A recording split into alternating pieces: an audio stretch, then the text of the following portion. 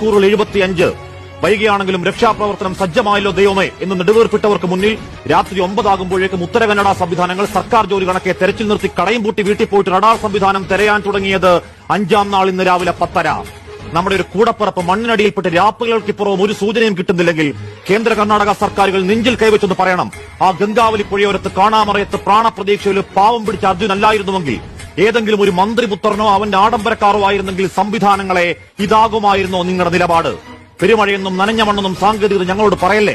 പെട്ടിമുടിയും പുത്തുമലയും കണ്ടവരാണ്, കവളപ്പാറയും കൂട്ടിക്കലും കണ്ടവരാണ്, മഹാപ്രളയം കണ്ടവരാണ്, ജീവൻ പണയം വെച്ചും പ്രാണൻ കാത്തവരാണ്. കഴിയുന്നില്ലെങ്കിൽ മാറി നിൽക്ക്. ഞങ്ങൾക്കറിയാം ഞങ്ങളുടെ കൂടപ്പുറപ്പിന്റെ പ്രാണൻ കാക്കാൻ അത് ബഹുമാനക്കുറവല്ല സാറുമാരെ, സങ്കടത്തിൽ പറയുന്നതാണ്. ചെറിയ പ്രായത്തിൽ പെയിന്റ് പണിയിൽ തുടങ്ങി അച്ഛന്റെ പ്രാരാബ്ദം ഏറ്റെടുത്തവനാണ്. സഹോദരനെ പഠിപ്പിച്ച് ബാങ്ക് ജോലി വാങ്ങിക്കൊടുത്തവനാണ്. സഹോദരിമാരെ പഠിപ്പിച്ചവനാണ്. വീടിന്റെ നട്ടെല്ലാണ്. ഏതു മണ്ണാഴത്തിലാണെങ്കിലും അമ്മയും നാടും കാത്തിരിപ്പാണ്. അർജുനെ തീയിൽ കുരുത്തവനെ കരുത്തോടെ കയറി